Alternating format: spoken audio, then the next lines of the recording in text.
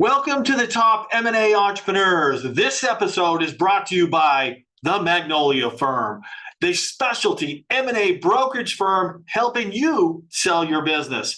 This deal of the week is a trucking company in freight forwarding. Just started 3 years ago. Let's take a look at the trailing 12 months income statement. All right, you can see the gross profit is doing $980,000, and you can see the net income for the business is $206,000. He has some add backs to the business. For his SDE is $298,000. If you're interested in the business, get the SIM, get all the data, and make a fully formed offer. Just be aware there will be competitors to this business. Now let's get on with the show. Welcome to the Top M&A Entrepreneurs. Today, my guest is Josh Marsden out of Phoenix. Josh has acquired 14 e-commerce companies in a period of a year and a half. Welcome to the show, Josh. Yeah, thank you. Thank you for having me. I'm honored. So you're just down the road from me in Phoenix, and you and I met about 2 years ago in a mastermind group. Yeah, that's right? correct. Yeah. Yep. Cool. Yep. So, Josh, you've acquired 14 companies, but let's talk about what you were doing at the time you said, I want to start acquiring a company. What were you doing? Wow. That's a good question. So, this was 2021, and 2021 was my first down year in business when it came to just sales.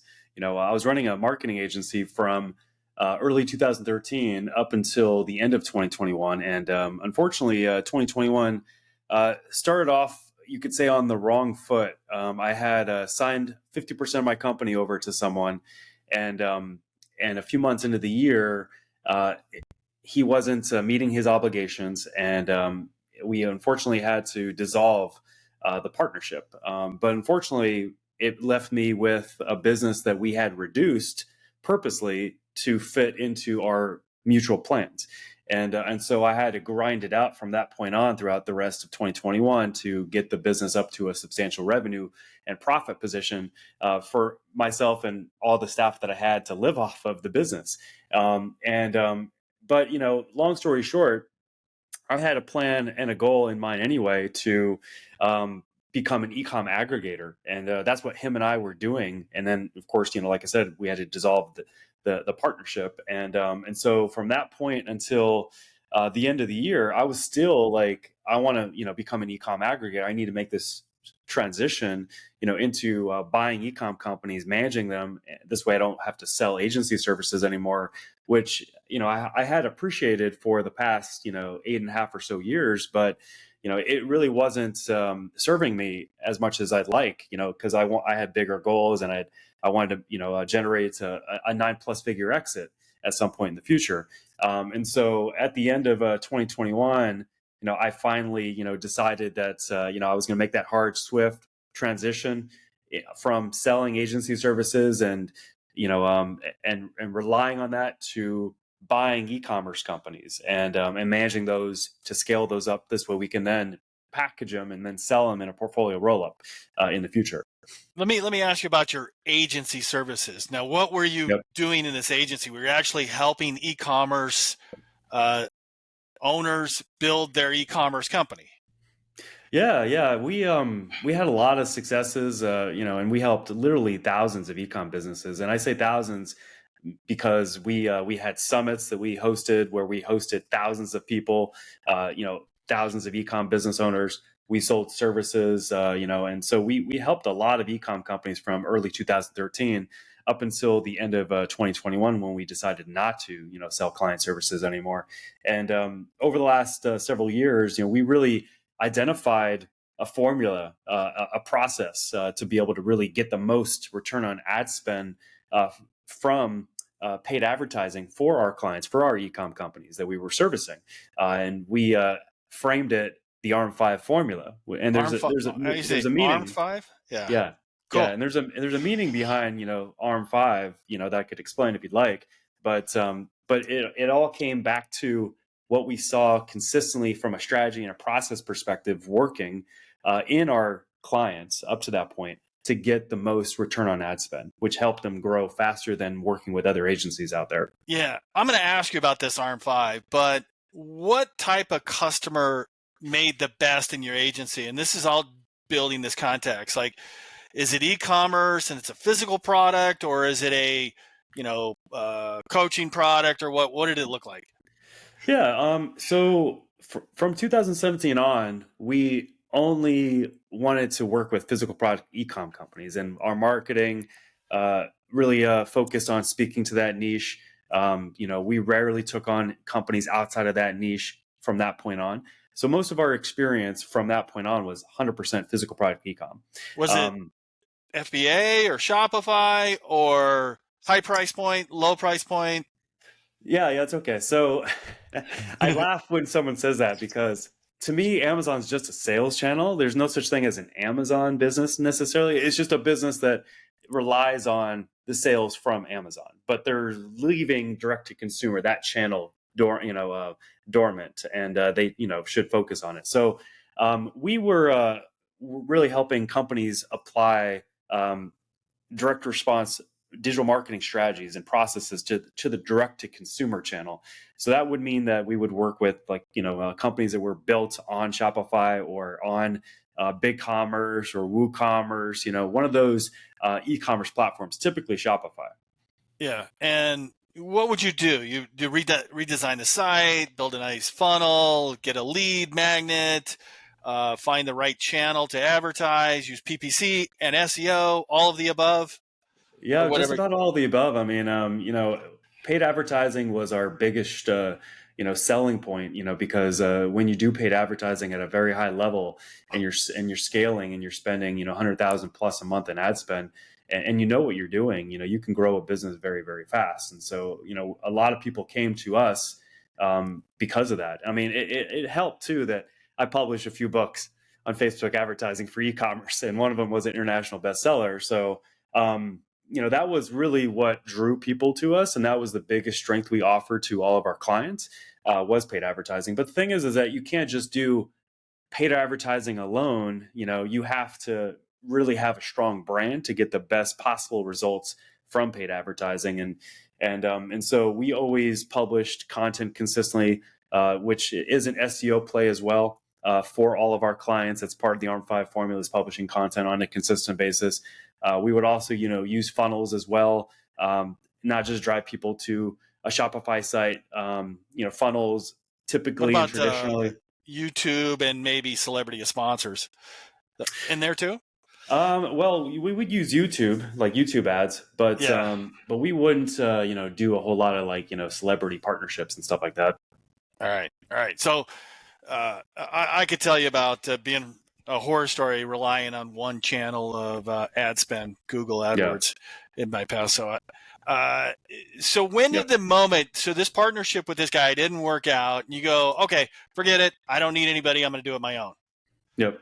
Yeah. And you did what? What was the first steps? Like, I am going to go buy an e-commerce company, a distressed one, a great overvalued one, or a profitable one, or what was the thesis on this and the buying strategy? Yeah, it's such a good question. I mean, it's funny because, we've grown, and I've grown so much since the first purchase we made.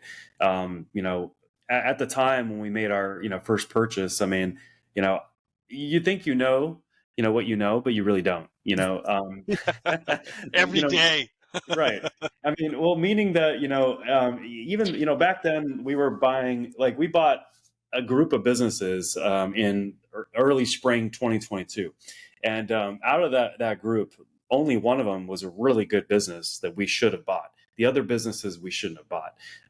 But, we bought those other businesses because we thought that we could buy those businesses. They were good purchases, that we could turn them around, and because they were beat up Chevys, as I call them, that we would have to put some work into to get good valuations out of those businesses. But the problem was that it just, once a business is dead, it's super hard to revive that business. And some of the businesses we bought had been not profitable throughout 2021, or had a previously working marketing strategy that was not working anymore, and because of changes with Facebook ads, for example, and hadn't had marketing and sales running for several months prior to us purchasing it. So we were buying like businesses that, we were really, wasting our time and Distressed energy on. businesses. Were they Yeah, distressed? Yeah, When we I got say great distressed, deals. do you mean unprofitable or profitable?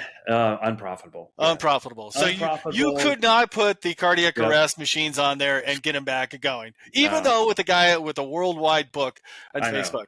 Yeah. And Oh, I'm yeah. not saying Yeah. that's, It's okay. Yep. yeah. Yeah. I'm They just saying were, it's a difficult it is. task to Yeah. revive a dead business. Oh yeah, 100%. I mean, because sometimes businesses have inherent issues. Like one of those businesses, their COGS were, pricing was way too high, and there was just no way that we could buy customers, profitably with the COGS the way they were, and we didn't see that until we really got our, Even if some you time increased in the it, doubled the price. But you couldn't Yeah. double the price But we because there couldn't, was no because elasticity in the market. correct. Yeah, I Yeah. love how you said that. You just spoke economics there. That's true. 100% true. 100% Yeah. true. That was the case with that one. Yeah. I mean, that's it. That's always like everybody looks at the business, COGS are big, and they go, well, let's increase the price. I go, well, 5 of your competitors are below your price. So they're Right. just, your customers are just going to swim over that pond. Right. Yeah. They're Yeah. not going to work. So Yep. you came out with this strategy. You got a lot of lessons with it. How many of those businesses did you shelf that you originally purchased? Did you say we can't get it going? No, it's okay. Yeah. So we've shelved 4 businesses so far.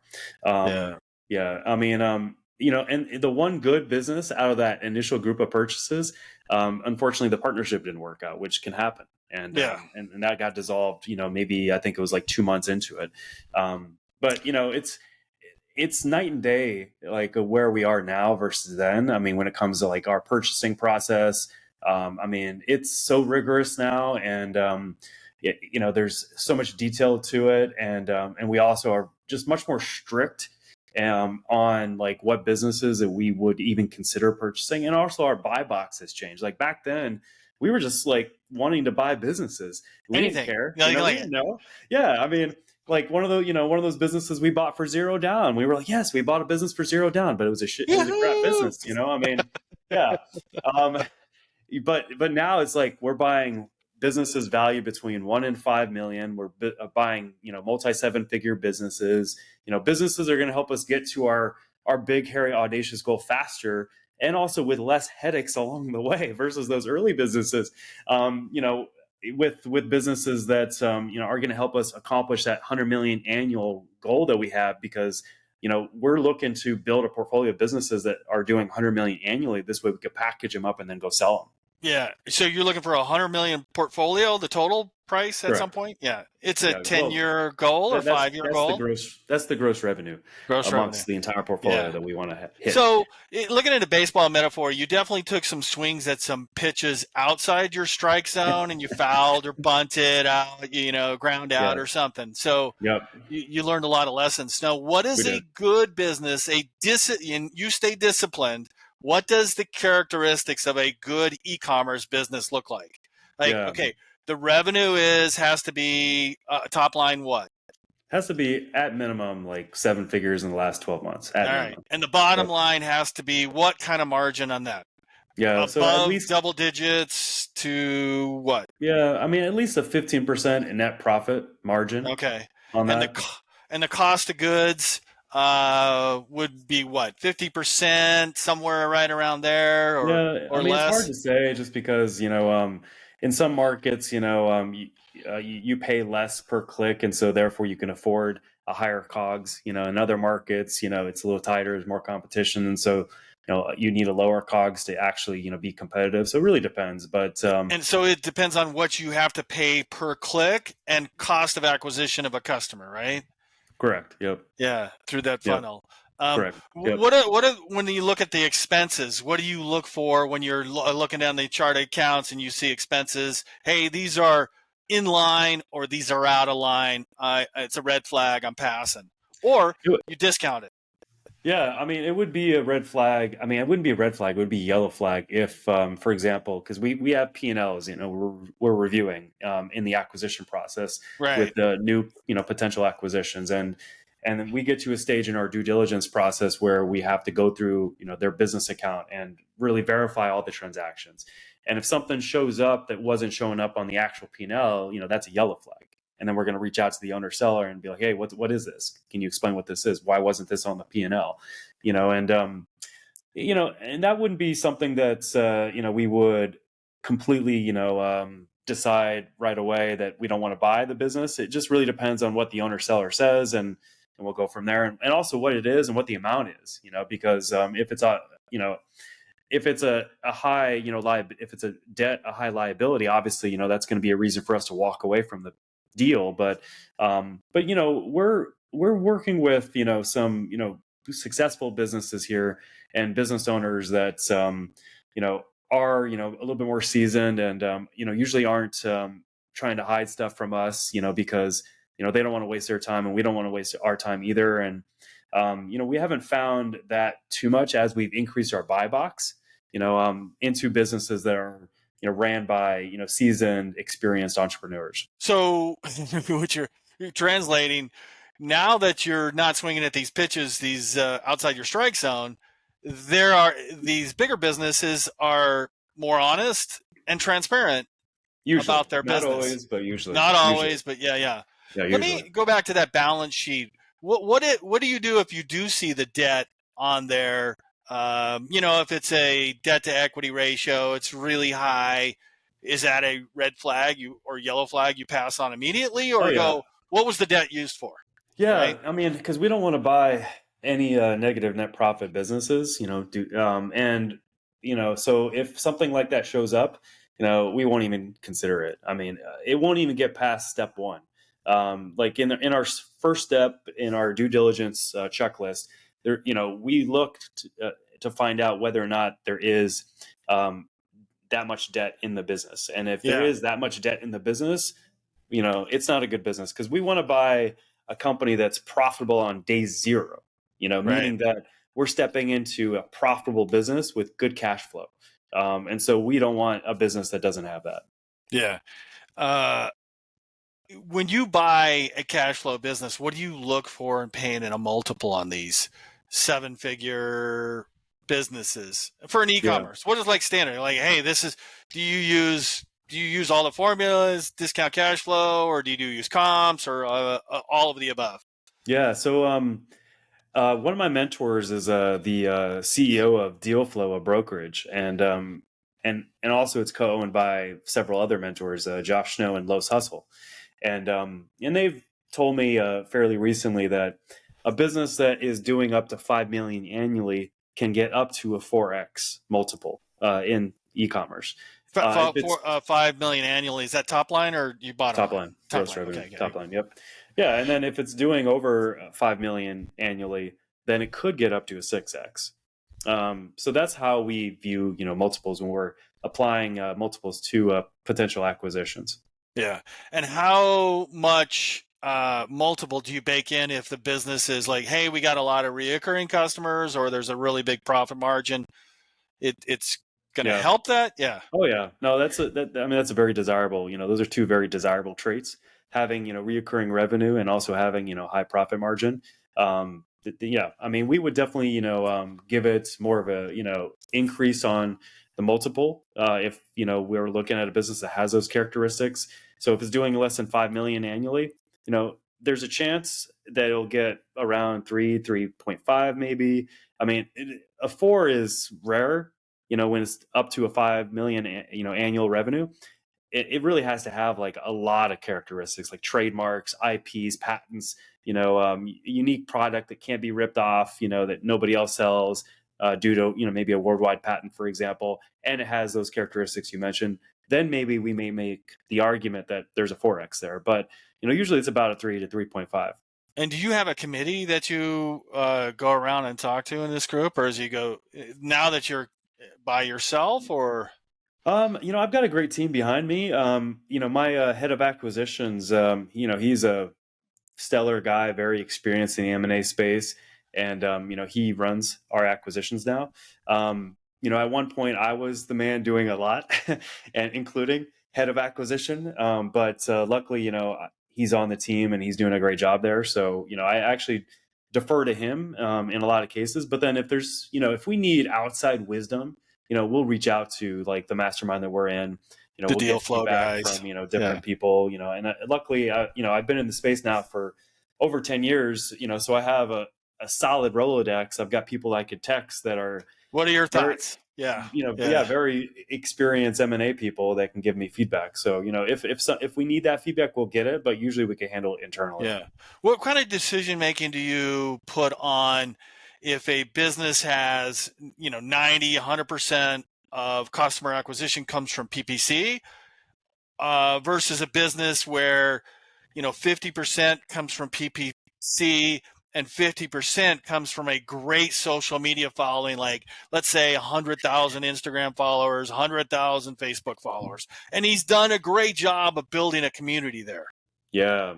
So basically you're talking about a company that actually has a brand versus a company that doesn't have a brand but uses paid advertising and has had success. We would definitely give more weight to the company that has a brand and also is using paid advertising. And we've seen, through the application of the ARM5 formula, that when a company has a brand and then you do paid advertising, the potential for the ROI from paid advertising is massive. It's a higher click-through ratio. Oh yeah. Well, not the click-through ratio, but just the return on ad spend. So, for example, I'll just use this as an example. We worked with a successful supplement business back in 2020 and 2019. And in 2020, we saw days where we were spending like $1,200 and we were making back $135,000. Ridiculous. What? What kind of product was that? Yeah, they had a whole suite of supplements. And wow. Yeah. And the reason why, and it was like cortisol, formula control, for example. There was what's it called? What's the supplement that helps you with your stomach? Probiotics. That's right. Yeah, probiotics. Like I take their probiotics still, for example. And that company saw 600% ROI from every dollar spent on ads throughout 2020 with us. And that's because they had a strong brand coming in and we maintained the brand and kept pushing more valuable content to build the brand up even further. And so a brand that actually has that, there's so much potential for paid advertising and, the return on ad spend we can see there. So do you like supplement companies, the vitamins line? And the reason I guess, like, I clicked on something at Jocko WikiLinks and he's got a huge brand with his podcast and his background, and now he's selling vitamins and his little protein cookies, and he's going to follow you everywhere if you click on his product. Oh, I know. He's got to be making a ton of cash on that. Oh yeah. No, I've seen a lot of examples like that where, you've had someone build a very strong brand like for themselves, and then they've added e-commerce, and then that e-commerce company just blows up because, he has a brand, he has trust. Yeah. That really makes a big impact. Yeah. So how would you score it if it's a celebrity versus just a great product? And if I think about looking at a brand, I can't think of one that would not led by a celebrity. Like if they didn't have a celebrity versus having a celebrity, how do you score that? And he goes, okay, it's a 4X. No, it's a 3.8X. Yeah. Well, I hate to say it, but, products are kind of a dime a dozen, there's always going to be competition. There's always going to be other, products that are competition, whether it's the same product or similar products. And so, what really gets a product to stand out is, the brand and, what's attached to it. And so if a company has a celebrity attached to it, that's going to be a much more valuable company, and they're going to command a higher multiple easily.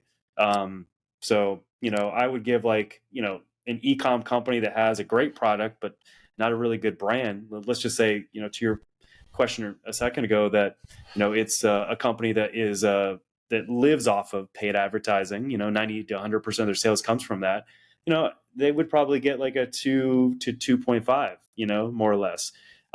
Whereas a company that is more established and has maybe some sort of, ambassador, some sort of influencer behind the brand, they're more eligible to get like a 2.5 to 3.5, depending on other characteristics in the brand.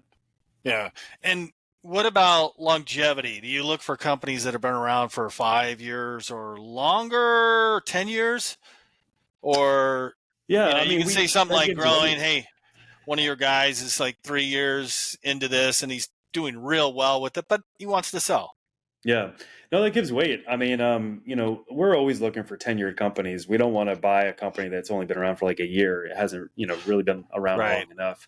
That could be just a flash in the pan success. Like our next two acquisitions that we're closing at the end of this month to mid September. These are both tenured companies, especially one of them. One of them has been around for 6 years, for example. So we're always looking for companies that have been around for several years at minimum. Yeah. And what weight do you put on the motivation for selling? What's the motive for selling for that? I mean, it's like if it's a 25-year-old, he just luckily got, he hit a home run in the first attempt versus a guy that's, been doing it for a while and he's just tired and wants to retire. That's kind of both ends of the spectrum. Yeah, I hear you. I wouldn't put a whole lot of weight either way. I mean, you always want to try to meet them where they're at and appeal to their why for selling in order to get them to the finish line. So that's the weight that I would apply there. Is I would try to find a way to make it a win-win in our conversations and the offer, etc. So this way it's good business for everybody involved.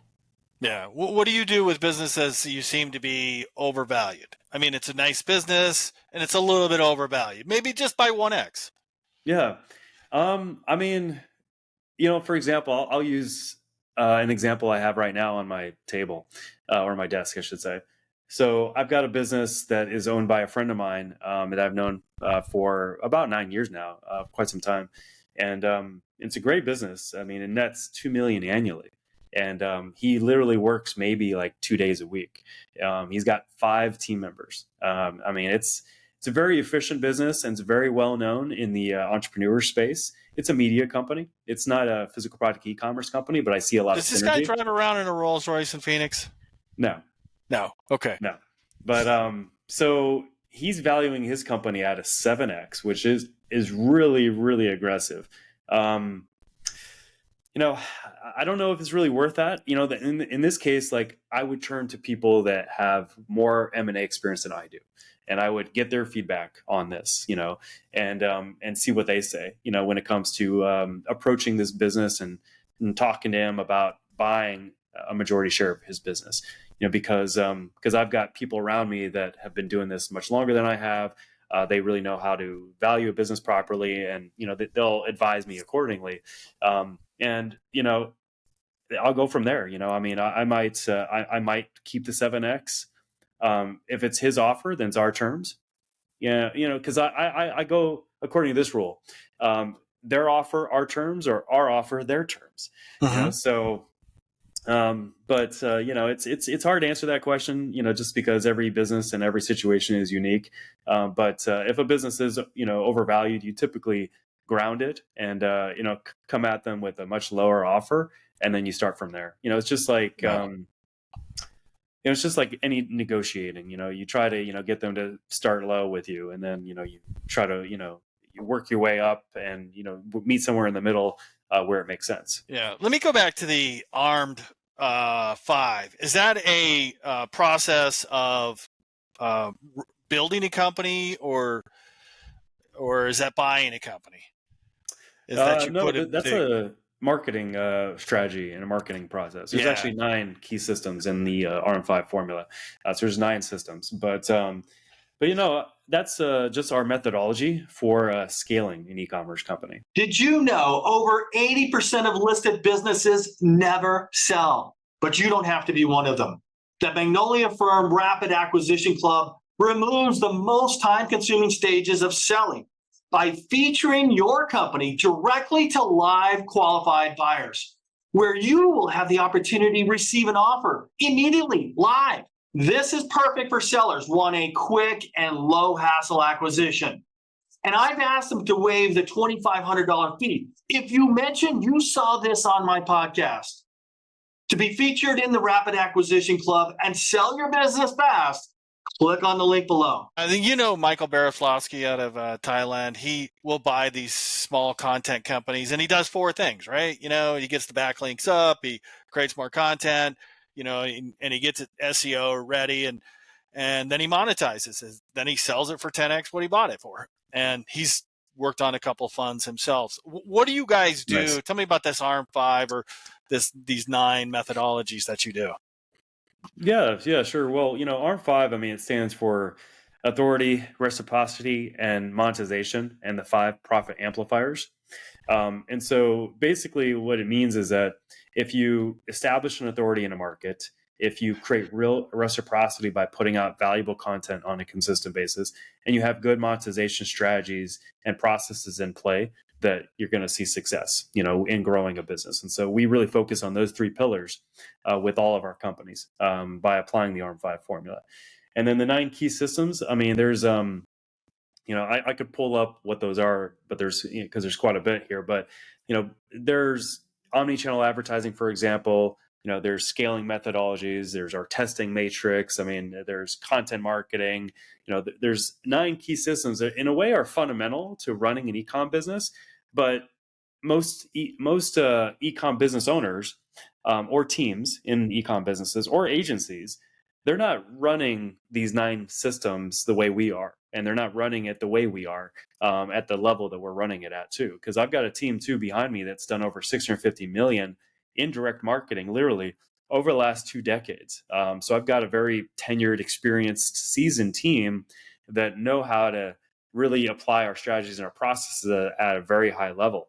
So that's, what we do with the ARM5 formula, and that's what the ARM5 formula stands for. Yeah. Let me ask you, go back and ask you about the market size. What does the market size have to be for you to say, for instance, I'm just thinking about this one company that I looked at over Christine McDaniel has a company, but it's it's probably a limited market, but it's cranking out, 200K of SDE year over year for the last 10 years, but it's a small market. It's not going to go to 1 million. What do you need to see in a market for this to be an exciting project for you or an acquisition target? Yeah. I don't know much about the market or the business besides what you just said, but my initial thoughts are, how deep has this business gone into the market? Meaning that how much have they really monetized their customers?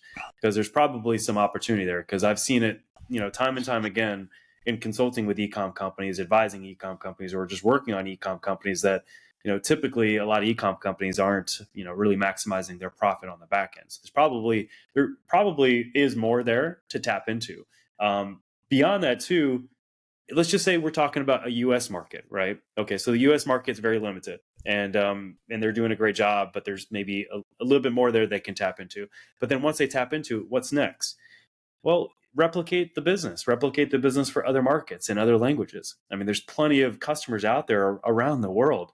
And so that's the direction we would take that business, is we would replicate the business for a different market with a different language, and we would just run advertising in those markets. And the nice thing about that too is that, let's just say it's a US based business. It's going to be more competitive in the US, and you're going to pay more per customer and per click. So we take it to, let's just say, Germany, for example. This is a much smaller market, a much cheaper market, not as sophisticated as the US. And so we're going to probably see a lot more profit anyway coming from expanding, to Germany, for example. So there's always opportunities is basically what I'm getting at. That I saw Mr. Beast on Joe Rogan, and he goes, only 5-7% of the population that speaks English. That's like the rest of the world does not speak English. Right. So then he goes, what are you going to do? And he goes, we just translate it to the the language in that country. Yep. Yeah. Yeah. No, it's a very, easy scaling, methodology. There's a lot of entrepreneurs that do that. It's really easy to be able to expand a business when you scale horizontally like that. Yeah. So what does your cap stack look like? Let's say you find a $5 million e-commerce business. It's got great potential, clean books, owner wants out, very flexible, ethical. Everything looks like a green light. Okay, we need to make him an offer. What do those offers look like? Is it a lot of cash down or 5% cash down or what is it? Yeah. Yeah, I mean, it depends. It depends on, for one, what they're looking for, in the sale of their business, because again, you always want to, have a win-win. Um, and then two, it really depends on the size of the purchase because if we're purchasing a business, let's just say in our buy box between 1 and 5 million, we've got various ways we can buy a business like that right now. I mean, we've got SBA loans with partners in our investor community that we could possibly use towards a purchase here. And SBA loans are very favorable, 10-year payment terms, interest Yeah, isn't but you too can bad. only have you as an individual Me, can only have right. one And that's why we SBA have loan. partners. Yeah, That's why yeah. we have partners. That's why we've invited investors in our community to co-own businesses with us and apply for SBA loans with our partners at Ecomm Lending and hold the guarantees. Oh, Steven While we Spear. do all the work. Oh yeah, I know Steven. Yeah, I've Yeah, spoken yeah. with Steven. He's a good guy. So that's one option. But then we've also got relationships with different investment groups. We also have relationships with companies that actually raise the capital, for a purchase. I mean, so we've got different ways we can skin the cat. And in the future, we're gonna have our own private equity fund and company too, and we're gonna have different funnels driving people to invest in the fund. And our goal there is to raise at least 10 million, and then we've got financial partners throughout the world that can 4x that cash too and turn it into 40 million even. And now we have a much bigger fund that we can go and buy really good businesses with, using our now very sophisticated, rigorous process that has come out of pain that we felt from our early acquisitions. So that's how we're able to buy businesses right now. Yeah. Are those investment groups, for instance, like Justin over at Empire Flippers, they've got a group, a lot of the e-commerce lenders, e-commerce sellers that they sold to didn't want to do it over again themselves, but they're willing to put their money behind somebody else, operators. Mm-hmm. So they started a fund. Are you talking about those kind of groups, or are these separate groups that you've created relationships with? Or are they always looking for new products to invest in? Yeah, no, these are separate groups that just my network has led to, or different masterminds I'm in, different groups I'm in has led to those connections. I'm familiar with Empire Flippers and their private equity fund. Our private equity fund is definitely going to be very similar to that.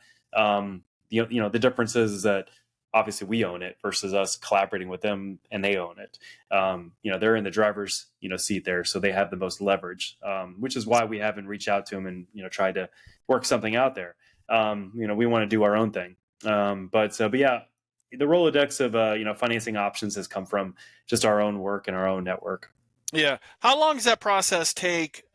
So you say, hey, we love the business. You get an LOI, you sign it, and you put some kind of presentation together with the investors and say, this is what we can do to it. These are the opportunities, and this is what we're going to. Now it's a buy and hold, right? It's not a buy and sell, right, at the moment. Yeah. No. Yeah, we're not trying to immediately flip businesses. We're not in that business. We're in the business of holding a business for at least 12 plus months and scaling it up during that time and increasing its valuation and then selling it.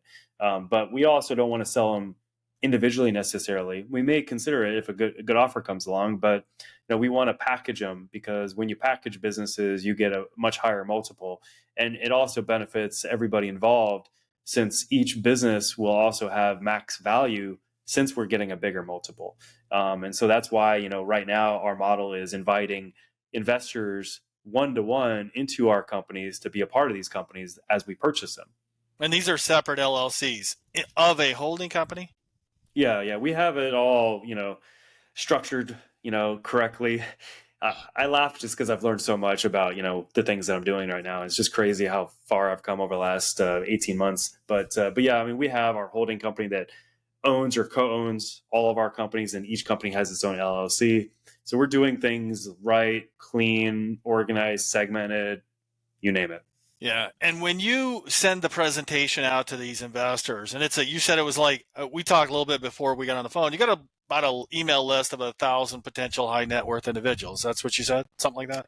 Well, actually, we have 17,000. 17,000 Yeah. investors. And but we have a private Facebook group of over 1,000 that are investors, that have been attracted to the opportunity of investing into ecom due to the returns you can get in ecom. But our entire list, even though it's primarily like ecom business owners from the last 10 plus years, a lot of them have converted over into becoming investors, being interested in what we do. So we actually have a very large audience. And what do you ask for them? Let's say you've got a business that's 5 million top line and it's doing 15%. So you're going to buy it at a 4x. And you always bring how much cash to the party and then some debt, and then you have a gap that you need investors to do. What does that look like? Yeah, so you're talking about $3 million purchase, if my about math is 3 correct? million. Yeah, 15%, 4x of that's 750,000. So 3x. Yes.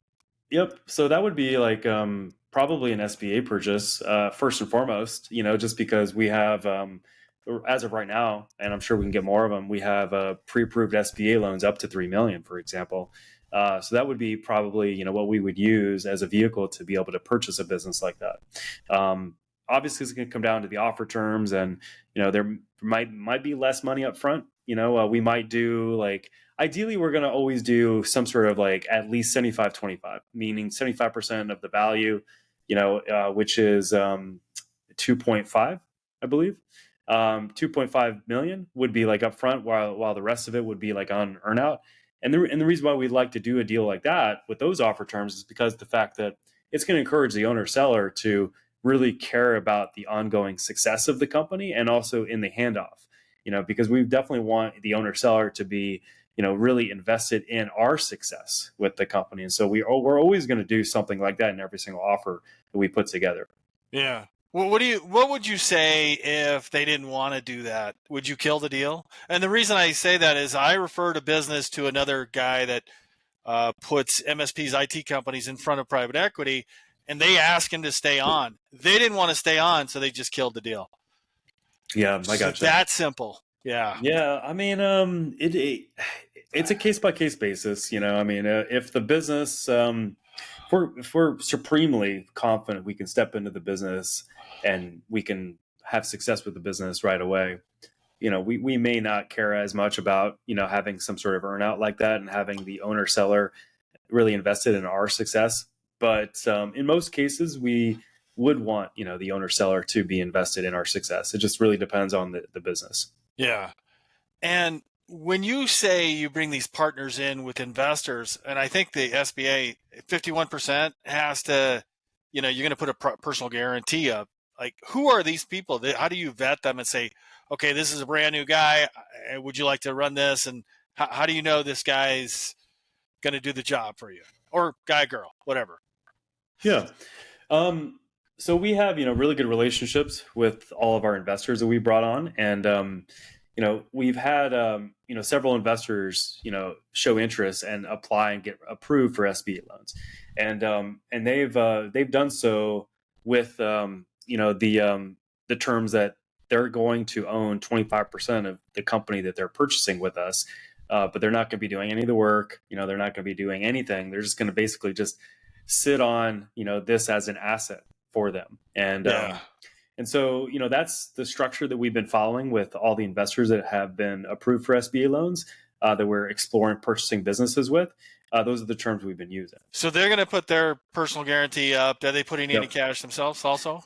That's an option. We don't require it. So, we go into those agreements with some of our investors with the notion that we are going to provide the cash up front to close on the SBA loan. So this way they don't. So it's a very favorable deal for them because, they are putting some risk up front, obviously, with the guarantee, but no cash. So they're going to be, owning 25% of an asset that could produce cash for them, basically for free. Which is incredible and ridiculous. Do they get dividends or percentage of the profits, or they just okay? Yeah, they get 25%. Net profits. Whether we do it monthly or quarterly or yearly, even they get 25% of the future sale of the company. Even though we're doing all the heavy lifting, from point A to Z. When it comes to identifying the business, buying the business, managing the business, growing the business. Setting the business up for sale, selling the business. We're doing all that. Yeah. And this LLC that they purchased, this entity here, how does that, is it just the value of their equity in the holding company? Let's say you sell this in 5 years to a private equity company for $100 million. And do they get a percentage of this total holding company? No, it's still right now we're doing 1-to-1 deals, meaning that we're doing deals on each of our individual companies that we're purchasing. So the holding company is 100% owned by me, and in the future when we go to package and sell, in a portfolio roll up, what we'll probably do, and I'll lean on people smarter than me and more experienced than me when it comes to this, but what we'll probably do is we'll probably just transition all these companies into a new holding company, and that will be the holding company that we're basically packaging and selling. Gotcha. And when you go to these people that are smarter than you and done all this stuff before, what are they saying? They say, keep doing this SBA partner stuff, or do they say, hey, you need to raise a fund so you can go take advantage of opportunities fast? Yeah, no, I mean, they think altogether everything I'm doing is smart so far, and they do recommend that we work towards having a private equity fund and company. And right now we're in the midst of making that transition and actually having like a Reg D and a Reg A company, which is exciting. It's definitely something new, that I never thought in a million years that I'd be doing, at one point in my life. But it's cool that, we're about to unlock, that exciting opportunity for ourselves and also for investors out there, because we'll be able to use the Reg A side to really appeal to the masses. We'll be able to market to just about anybody, drive them into using a phone app where they can use Apple Pay to, invest $100 even, and then we'll be also working with, accredited investors in the Reg D side of the company and working to raise capital that way too, into our, private equity fund and company that we're building. So we have some exciting opportunities on the horizon. Yeah. I always thought, I've worked on Reg A's, and I always thought Reg A's are great for e-commerce companies because you have a big list you can go to. It goes, hey, you like the product. Would you like to own part of the company too? They go, well, what is it? This is $100. You mean I got to go part of a company for $100? Yes, I'll do it. Right. Yep. Yeah. Yeah. So when you go in, do you have a mastermind that you actually go to that when you start asking these questions, or is it a loosely, hey, I got this guy on my speed dial and I'll just give him a call because we've done some business together in the past or something? Both. Both. Yeah. What kind of masterminds do you go to? Do we know them? I'm in the Powerhouse Mastermind currently, ran by Josh Snow and Los Hustle. It's an ecom centric group, and so I'm officially a part of that right now. I've been in other masterminds over the years. I've been and in the Digital Marketer Certified Partner Program at one point was kind of like a semi mastermind. It's now a much bigger program, but I was one of the Ryan Dice Digital Marketer. Okay, right. Yeah. Like I was one of the first 12, and that was late 2014. From that point on, I mean, I've been in Baby Bathwater. I've been in Ollie Bilson's Next Level Business. Ollie's doing something different, isn't he now? Yeah. Well, I mean, when I was with him, and I think he's still doing this, he's teaching basically like service-based companies to transition into a more scalable one-to-many model, is what he's been doing for a while now. And, he's awesome. And I've been in some other groups too over the years. Ryan Levesque's Next Level. Funny they both have the same name, actually, now that I think of it. But Ryan Levesque's group was called Next Level Mastermind also. So, but that If you're starting a mastermind, don't call it that. Just pick there's something too many different. Next Level Masterminds out there these days. Yeah. But Ryan's moved on to bigger and better things. I was there for the closing of that mastermind as he transitioned out of it. Yeah. And how long have you stayed with your masterminds? I mean, I was introduced to a couple masterminds recently. Now everybody knows like Tiger 21. It's you got to have a net worth over 10 million or something. Rob Dyrdek's in there, and he's increased his wealth, and they stay for a long time. What do you look for in a mastermind? For what you put in, you get out, or what is it? Like you're looking for somebody that's done 10x what you've done. Yeah. It just depends on what I'm looking for. When I joined Powerhouse, I was looking for a group that was ecom centric. I mean, I thought about joining Genius Network. Joe Polish used to be a client. Genius Network used to be a client of ours when we were an agency. We did some great work with them, and I've still got a great relationship with Joe. And I thought about joining War Room obviously closed since then. And then, but at the time I was wanting a group that could really support us as an ecom aggregator and could support the team too, and give the team access to, people that, we can lean on, and also education and trainings and things like that. And so, that's why I chose Powerhouse. But, I'm always looking for, a group to join where it makes sense based on, what our motivations are at the time. Yeah. But you stay with them? Yeah, at least a year. I mean, we've been with Powerhouse for a little bit over a year now, I believe, or at least close to it. So, where I think we're about to cross the year if we haven't already. But yeah, usually I stay in a mastermind for at least a year. And what do you do? How do you handle problems? If you got a significant problem, where do you go for inspiration? It's just like the mastermind, or you go back and meditate, or you go out for a 15-mile jog in Phoenix in August? Well, I'm not that crazy, but I have been crazy. I used to be a marathon runner, and I used to run in the heat sometimes. I wouldn't care. I would just suck it up and just go. I wouldn't care if it's 115 outside. I would just suck it up and just do it. I always say it's like I drive along. I'm down in Tucson, which is only 5 degrees cooler, and looking like those guys are freaking crazy. You're nuts. Yeah, I know. But it feels good to be crazy. It feels good to do crazy things, and it feels good to do things that other people won't do. And push just yourself. To know you're alive. What's that song? Yeah, I don't know. Cut yourself to know you're alive. Yeah. I definitely like to live on the edge when it comes to pushing myself physically. But yeah, I mean, to answer your question, I mean, I do meditate just about daily, and I do go to church, or at least watch it on YouTube streaming on Sundays. So I definitely turn to a higher power for wisdom every single day. But besides that, I mean, I turn to the people that I'm connected with, friends, mentors, trusted advisors for feedback, when I need it, because I definitely, don't have all the answers. I'm only a human being, and I'm just doing my best. And, what I need to do is I need to, lean on others or on the higher power, to, be led in the right direction. Yeah. I have to ask you a personal question. So your net worth has obviously grown immensely from an agency now to a, owner of a 14, company. What's changed most about you? I mean, is it the money that's like, oh, that's great, but it's just a marker, it's a scoreboard, it's how I've grown? Yeah. What? Yeah, that's a great question. I appreciate that question. I would, it's funny. As this has happened, I've also become a family man.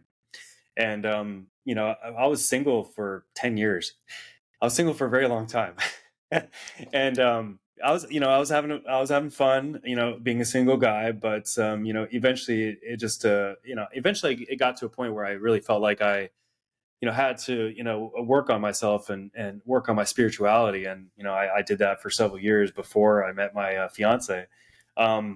So as I've had this, tremendous success, which I'm super grateful for over the last, 18 plus months, I've also become a family man. I have a baby girl now. She's 4 months old. What's her name? I'm about Scarlett. Ooh, that's a pretty name. Yeah. Scarlet Destiny. So she was, she was named Destiny for a reason. I saw her in let's just say a spiritual awakening back in 2020. I saw her in my dreams, you could say. And, it's been a journey, I would say that it's just like what people say, people say that when you have money, it only magnifies who you are. And as I've had this success, I'm feeling a little emotional even thinking about it. I haven't really changed, who I am. If anything, it's just it's caused me to remain very strong in my values. Because I don't want to get away from my values. I want to stay strong in who I am, and my life has become simpler too. I've gone from living in Scottsdale, downtown Scottsdale, for example, where, if you've been to Scottsdale, then that you see, nice cars everywhere. You see, lots of beautiful women left and right. And, it's a different life, and and when you're around that, that's kind of what you care about. And now I'm living in suburbia, I'm living in Chandler, Arizona. I'm living in a private community, and I go home to my family. I spend time with my family, and I don't go out much, these days. And so it's different. So I mean, I think the bottom line, to answer your question, is it really hasn't changed me much. If anything, it's just because of where I've taken my personal life as my professional life has changed, and the successes have come from that. It's really grounded me.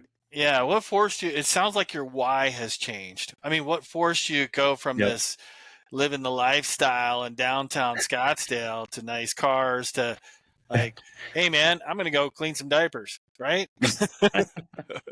God, you just made me think of like my baby girl's diaper I just had to change like yesterday. I think it was. Oh man, anyway. They stink, don't they? It was terrible. It was terrible.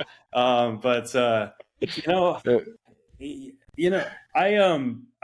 knew for a while that I wanted to have a family, and I have a 14-year-old son. So I mean, I've been a father for quite some time, but I was a single dad, throughout the last 13 years, and so I knew for a while that I wanted to settle down and have a family and embrace that life, and what you put out into the universe intentionally is what's going to happen. And that's the intentions that I put out there. So I was okay with walking away from, where I was at before I met my fiance and where I'm at now. Yeah. Beautiful. Josh, thank you so much for being on this show. I appreciate it. Yeah, I appreciate it. You're bringing me, into a very sensitive place right now. I feel kind of flushed with emotion right now. So I'm, it's hard to express myself right now. Yeah, I think you're doing a great job, because you can't have intention without emotion behind it. And the emotion is, what's important to you. It's your why. Yeah. Right. Well, thank you so much for being on. Yeah, thanks for having me. I appreciate it, man. Video has inspired you. If you need help buying your first $1 million business, make sure to visit me at dealflowsystem.net. If you like this video, make sure you subscribe down below. Comment on it, share it, tell everyone about it. And thanks for watching.